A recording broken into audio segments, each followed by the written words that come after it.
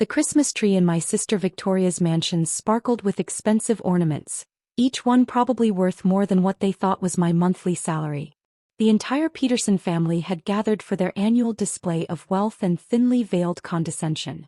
"And here's your gift, Emma," Victoria announced with a smirk, handing me a small envelope. "We all pitched in knowing your financial situation."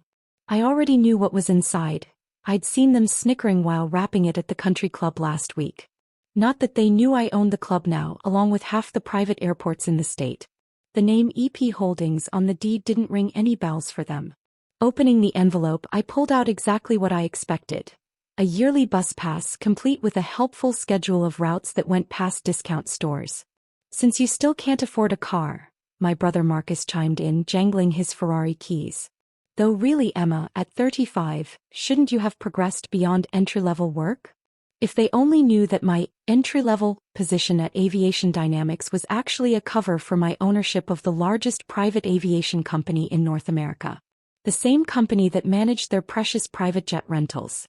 "Thank you," I said quietly, tucking the bus pass into my simple handbag, a custom Hermes piece that cost more than Marcus's Ferrari, not that they'd recognize the understated luxury.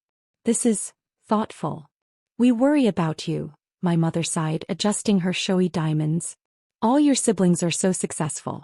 Victoria's interior design firm, Marcus's investment company, and Charlotte's luxury car dealership." She glanced at my youngest sister, who was showing off her latest Mercedes acquisition photos. Little did they know that Victoria's firm was renting office space from one of my buildings.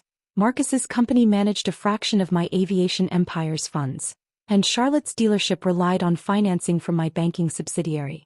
Speaking of success, Charlotte perked up. "We're all flying to Aspen tonight on the most amazing private jet. Through some exclusive new aviation company." She pulled up photos on her phone. "Look at the interior, it's like nothing you'll ever experience, Emma." I bit back a smile, recognizing the custom interior I'd personally designed for our flagship aircraft. The one with my initials subtly embedded in the woodwork. "What time is the flight?" I asked innocently, checking my phone. My pilot had already sent the final manifest for their booking. 8 p.m., Marcus boasted. "Though we should head to the airport early to enjoy the premium lounge." "Not that you'd know anything about that, bus pass girl." My phone buzzed with an alert from my head of operations. "Ms. Peterson, final checks complete on Jet EP1 for the Peterson family flight. Shall we reveal your ownership during pre-flight?" "I might head out too," I said, standing up. "Work calls, you know how it is." "Well, maybe you don't with your flexible executive schedules." Victoria laughed, the sound dripping with superiority. "Right, your little desk job. Don't worry, we'll send photos from Aspen. You can live vicariously through us." If they only knew, they'd be living vicariously through me in about 2 hours. "Thanks again for the bus pass," I smiled, heading for the door. "Have a safe flight." On my way out, I texted my pilot, "Let's make this interesting. Have them wait in the main terminal first. I'll be in my private hangar." The real Christmas gift would be watching their faces when they realized who really owned their aspirational lifestyle. 2 hours later, I sat in my private hangar's luxury lounge, watching the security feeds with barely contained amusement. My siblings had just arrived at the airport, making quite a show of their exclusive access to private aviation. "They're demanding to see the owner," my assistant Sarah messaged. "Apparently, the main terminal waiting area isn't prestigious enough for the Peterson family." I smiled, adjusting my outfit. I'd changed from my deliberately modest Christmas attire into something more befitting the owner of Aviation Dynamics. "Let them wait 10 more minutes. Then bring them to hangar EP1. The security feed showed Victoria pacing in her Louboutins, Marcus mansplaining private aviation to an unimpressed staff member, who actually held 3 aerospace engineering degrees, and Charlotte photographing herself in front of various aircraft through the window. "Do you know who we are?" Victoria's voice carried through Sarah's live audio feed. "The Petersons are one of the most important families in the city." "Of course, madam," Sarah replied professionally. "The owner is aware of your status."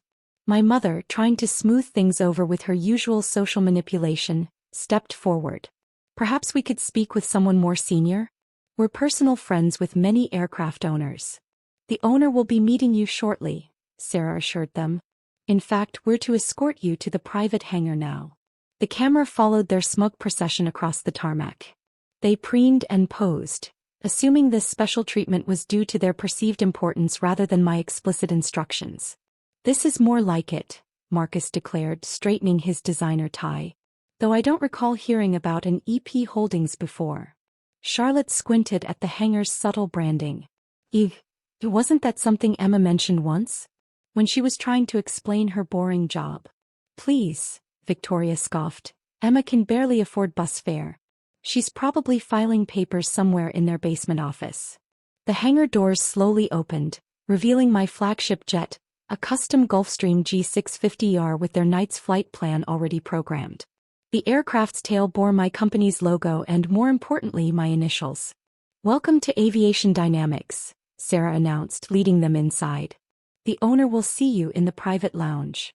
They walked into my executive lounge, still oblivious to what was coming. The space oozed subtle wealth, the kind of luxury that whispered rather than shouted, completely lost on their nouveau riche sensibilities. The owner must be some tech billionaire, Charlotte mused, snapping photos. Emma would die if she could see this. I pressed the button to open the hidden door connecting my private office to the lounge. Actually, I said, stepping into view, Emma can see it quite well from here. The looks on their faces were better than any Christmas gift they could have given me. The transformation of my siblings' demeanor over the following weeks was nothing short of spectacular. Every time they attempted to reassert their imagined superiority, reality knocked them back down. Victoria tried first, showing up at my corporate office unannounced. Emma, darling, she'd purred, clutching her designer bag like a shield. About my design firm's lease in your building. The one where you've been late on payments for 3 months? I interrupted, not looking up from my tablet displaying her company's dismal financials. Interesting how you found money for a new Bentley but not for rent. I can explain, she stammered. No need, I smiled, finally meeting her eyes. Your new office is ready, in the building's basement, next to the maintenance supplies. The rent's much more affordable there. Marcus attempted damage control through business channels, trying to leverage his investment company's reputation. We should discuss synergies, he suggested during a forced lunch meeting. My firm could manage your aviation portfolio. Like you've managed your clients' funds? I pulled up his company's audit reports. These hidden fees are quite creative, Marcus. The SEC might find them interesting. He left lunch early, his appetite suddenly gone. Charlotte's luxury car dealership was next. About the financing subsidiary that backs our sales. She began during a family dinner.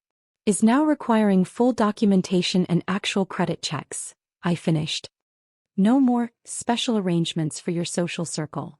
My mother, ever the social strategist, tried a different approach.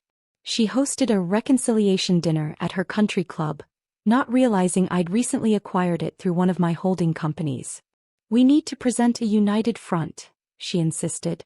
Family image is everything. Is it? I asked, signaling the maitre d'. Like when you all gave me a bus pass at Christmas? The maitre d' appeared with a tray of envelopes, copies of their recently revoked club memberships.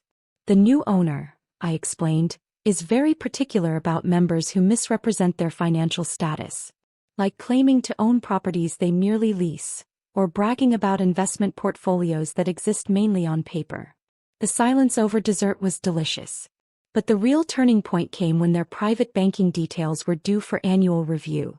Each sibling received a letter from their bank, another quiet acquisition of mine, requesting verification of their assets. This is harassment. Victoria had exploded during a family meeting they'd called to address their Emma situation. No, I corrected her, this is due diligence. Something you should have thought about before leveraging yourselves to maintain appearances. I laid out their options. They could either accept their new reality, living within their actual means, working for their success rather than pretending to it, or face the consequences of their years of financial manipulation. You can't do this, Marcus protested. We're family. Family. I raised an eyebrow. Like when you excluded me from family photos because my career choices embarrassed you. Or when you spread rumors about my financial troubles at charity events. I stood, smoothing my bespoke suit. You have until the end of the month to decide. Either way, the private jet privileges are, of course, revoked. I hear the bus service to the airport is quite reliable. As I left them sitting in their borrowed luxury, surrounded by the trappings of wealth they'd never truly earned, I pulled out the bus pass they'd given me at Christmas. I'd had it framed. It now hung in my private hangar as a reminder that true success doesn't need to show off. It simply needs to show up at the right moment. And sometimes, that moment comes with a first-class lesson in humility, delivered at 40,000 feet. The aftermath of my family's financial reality check played out exactly as I'd expected. Within days, the carefully constructed facade of their success began crumbling. Victoria's design firm clients, learning that she'd been inflating her project costs to maintain her lifestyle, started canceling contracts.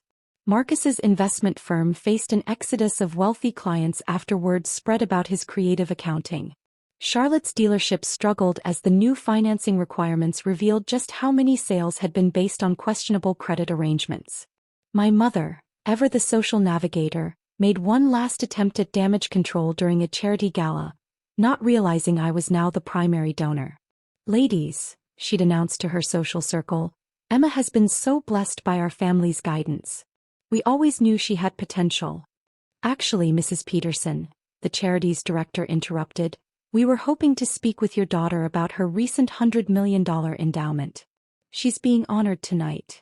The look on my mother's face as I took the stage, introduced as one of the city's most influential business leaders, was worth every condescending Christmas gift they'd ever given me.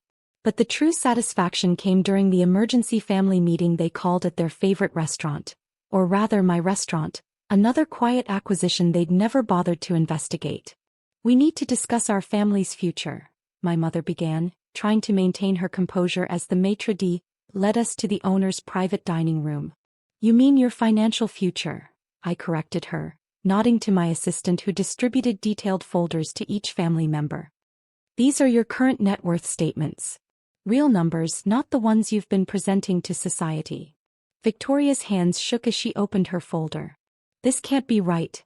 My design firm has been operating at a loss for 3 years, I finished. "Those luxury client payments you bragged about? Most were actually loans you took out using inflated project estimates." Marcus barely looked at his numbers. He already knew. "The investment losses were hidden under layers of shell companies," I nodded. "Until my banking division's audit team found them." Charlotte just stared at her paper, mascara starting to run. "The dealership is worth about 1/10 of what you've been claiming at charity auctions," I confirmed. "Those creative financing deals are coming due." My mother, ever practical, set her folder aside. "What do you want, Emma? Money? Position? Recognition?" "I want what I've already achieved," I replied. "Success based on actual work, not appearances. The question is, what are you willing to do to save yourselves from your own facades?" I pulled out another set of folders, their potential salvation. "Each of you has 2 options. 1. Accept positions in my companies starting at entry level with salaries based on actual performance. Or 2. Face the consequences of your financial manipulations publicly." "Entry level?" Victoria looked horrified. "Like, assistants?" "Like where I started," I corrected her. "Learning business from the ground up, not the country club down." "This is ridiculous," Marcus protested. "We have reputations. You have illusions," I cut him off. "And they're about to cost you everything unless you accept reality." My phone buzzed, a notification that their private jet memberships had officially been revoked. The same jet they'd mocked me for not being able to afford was now permanently out of their reach. "You have 24 hours to decide," I stood, leaving them with their truth laid bare in black and white. "Oh, and one more thing." I pulled out their Christmas gift to me, that bus pass they'd found so amusing. "You might want to familiarize yourselves with public transportation. Either way, your luxury car leases end next week." The silence I left behind tasted sweeter than any champagne they'd ever flaunted. The next few months transformed both my family and my business empire in ways I hadn't anticipated. Victoria was the first to crack, showing up at my office at 7 a.m. sharp, wearing a sensible suit instead of her usual designer excess. I'll take the entry-level position, she said quietly, her former smugness replaced by something approaching humility. The design firm's final clients cancelled yesterday. I assigned her to our aviation interior design team, as an assistant. Her first task? Organizing fabric swatches and creating digital catalogs of materials. The same basic work she'd previously delegated to underpaid interns. Marcus held out longer, until his investment firm's audited statements became public record. He arrived looking notably less polished, his precious Patek Philippe conspicuously absent. The SC interview was enlightening, he admitted, slumping into a chair in my office. About that junior analyst position. He started in our compliance department, learning the regulations he'd spent years creatively avoiding. His new supervisor was one of the analysts he'd previously dismissed as support staff. Charlotte's surrender came after the dealership's financing crisis made the business news.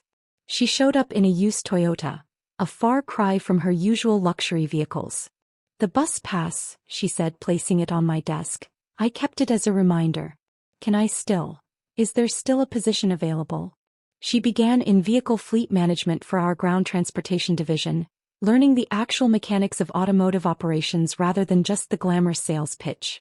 My mother's transformation was perhaps the most surprising.